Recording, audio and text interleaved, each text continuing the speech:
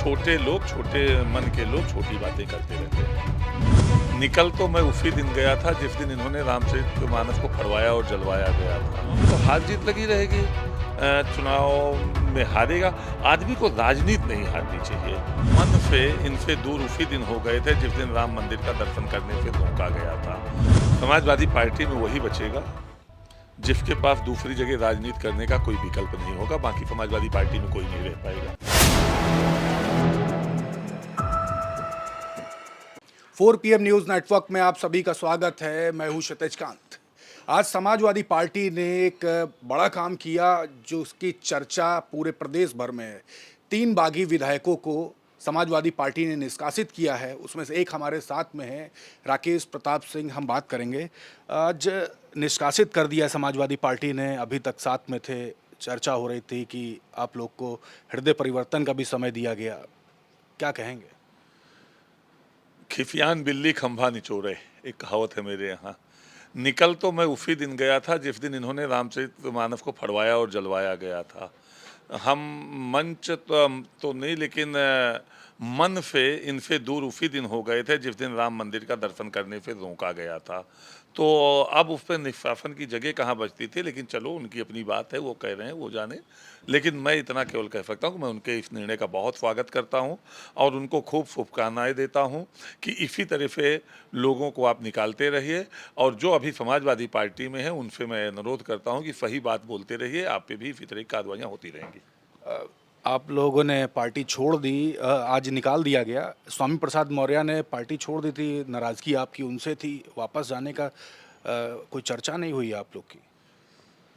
कोई चर्चा नहीं हुई थी और माननीय राष्ट्रीय अध्यक्ष जी किसी से चर्चा करते भी नहीं हैं। वो चर्चा केवल परिवार में करते हैं और परिवार के चर्चा के बाद अपना निर्णय लेते हैं और परिवार में भी व्यक्तिगत परिवार से चर्चा करते हैं। तो मैं केवल इतना कह सकता हूँ कि उनका अपना निर्णय है, मुझे उनका सम्मान करना चाहिए और उनको शुभकामनाएं देता हूँ खूब। और मैं भी डूबती जहाज पर बैठकर डूबने से बच गया। क्रॉस वोटिंग की चर्चा हुई, क्रॉस वोटिंग की वजह से आप लोगों को हटाया गया पार्टी से? पता नहीं क्रॉस वोटिंग होती क्या है, मुझे नहीं पता है। इसमें तो राज्यसभा के चुनाव में अपने मन से वोट देने का अधिकार है, उसमें कोई व्हिप नहीं जारी होती है, व्हिप कोई नहीं जारी होती है। तो ये क्रॉस वोटिंग कैसे इसको कहा जा सकता है?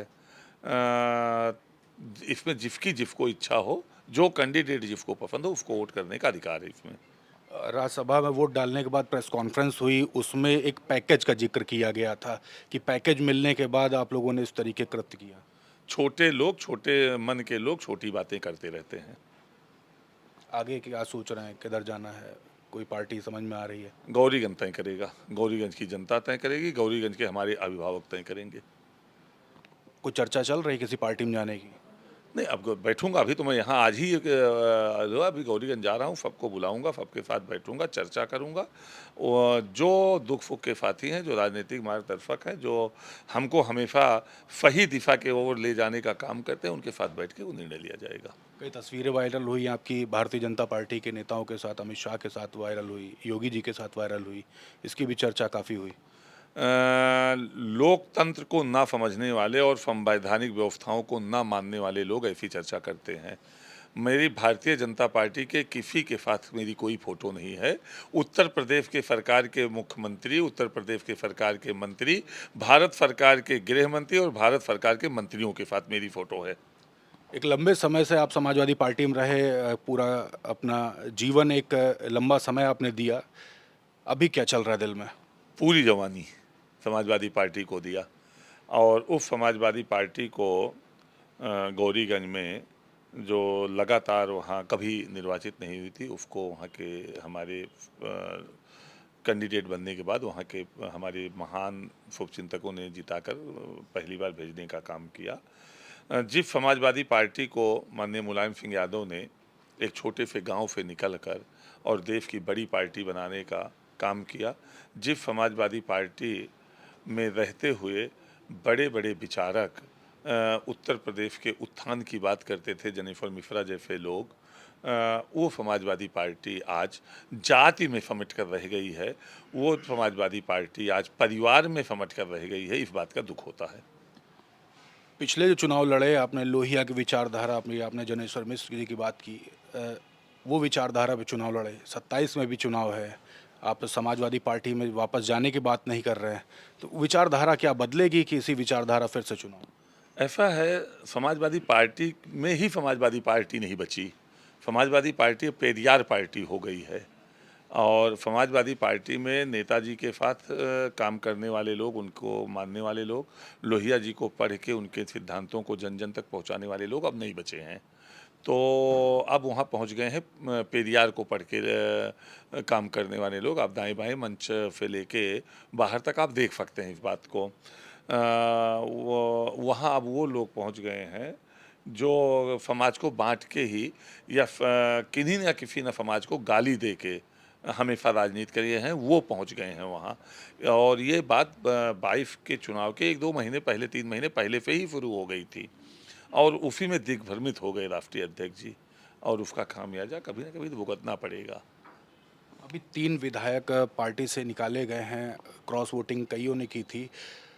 आगे क्या लग रहा है कि जो बाकी अभी जो पार्टी से अभी जुड़े हुए हैं क्या वो निकाले जा सकते हैं या आगे और भी विधायक पार्टी छोड़ सकते हैं 27 के विधानसभा चुनाव से पहले।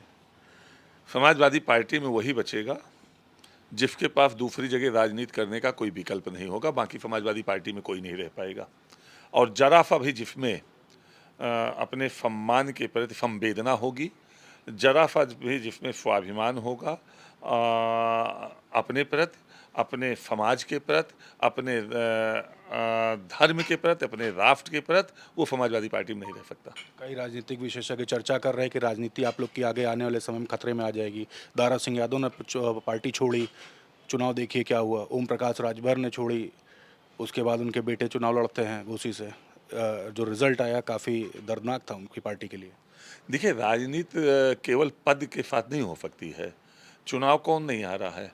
चुनाव अटल बिहारी वाजपेयी हारे हैं, चुनाव इंदिरा गांधी हारी हैं, चुनाव संजय गांधी हारे हैं, चुनाव डिम्पल यादव 2-2 बार हारी हैं, चुनाव धर्मेंद्र यादव हारे हैं। चुनाव कौन नहीं हारा है? तो चुनाव में तो हार जीत लगी रहेगी। चुनाव में हारेगा। आदमी को राजनीति नहीं हारनी चाहिए और वो राजनीति ना दारा सिंह हारे, ना ओम प्रकाश राजभर हारे। राजनीति ये हार गए।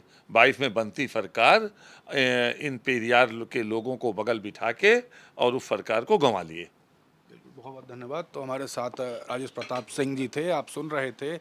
आज एक बड़ी घटना जो उत्तर प्रदेश में हुई है, समाजवादी पार्टी के ट्विटर हैंडल से ट्वीट किया गया, 3 बागी विधायकों को निष्कासित किया गया है। हमारी चर्चा हो रही थी। रिपोर्ट कैसी लगी कमेंट बॉक्स में लिखिए। अगर आपके भी कोई सवाल है, सवाल ज़रूर लिखिएगा। मैं हूँ क्षितिज कांत, कैमरा पर्सन शुभम के साथ 4 PM न्यूज़ नेटवर्क के लिए। धन्यवाद।